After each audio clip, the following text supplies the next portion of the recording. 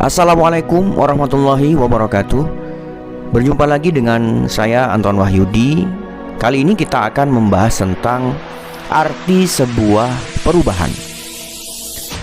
Kesadaran diri adalah pintu masuk dari sebuah perubahan.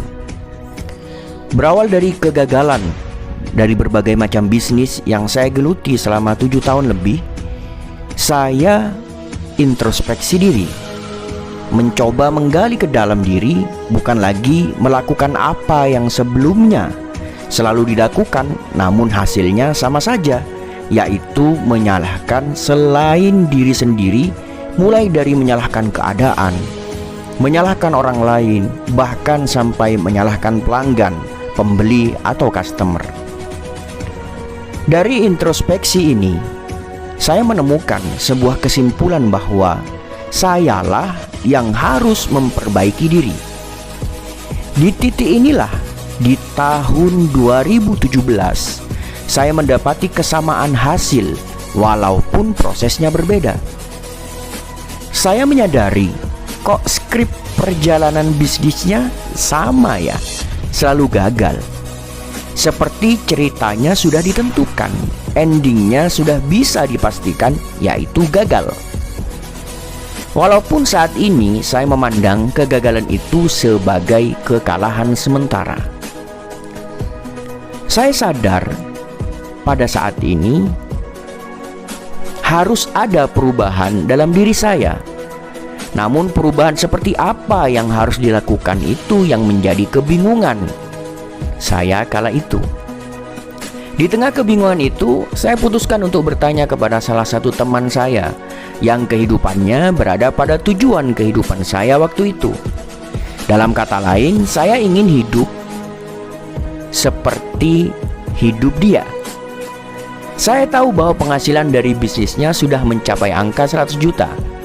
Kegiatannya lebih berdampak karena bebas melakukan perjalanan yang dia suka, dan yang penting adalah tetap beribadah dengan khusyuk. Meskipun usianya sama seperti saya menganggap dia adalah mentor, yaitu pribadi yang pendapatnya saya pegang sebagai bahan keputusan untuk masa depan saya.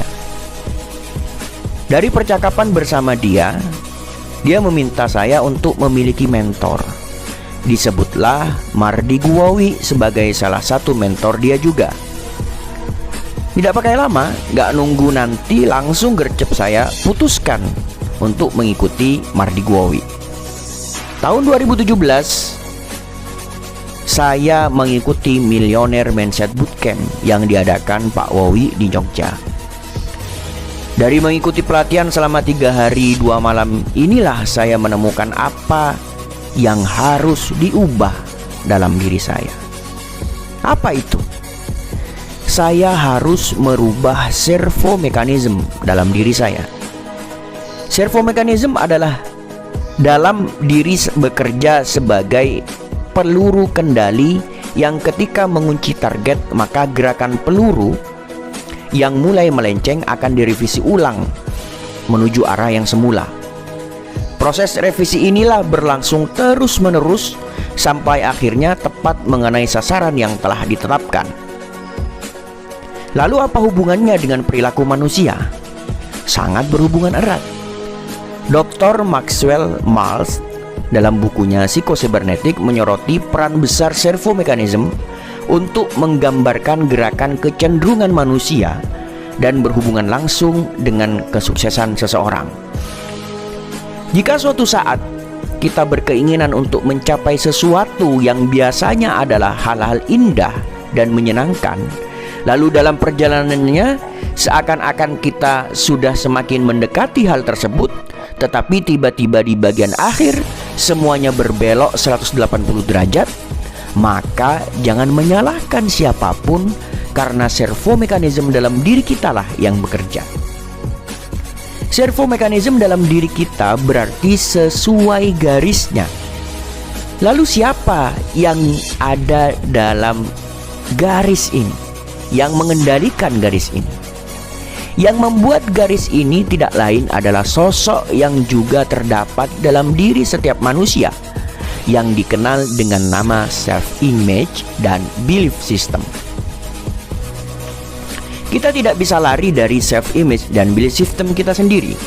Dalam konteks praktis sehari-hari, apapun yang kita peroleh dalam kehidupan ini hanyalah ekspresi dari seluruh kemampuan kita yang telah mencapai tingkatan unconscious kompeten atau kompetensi bawah sadar.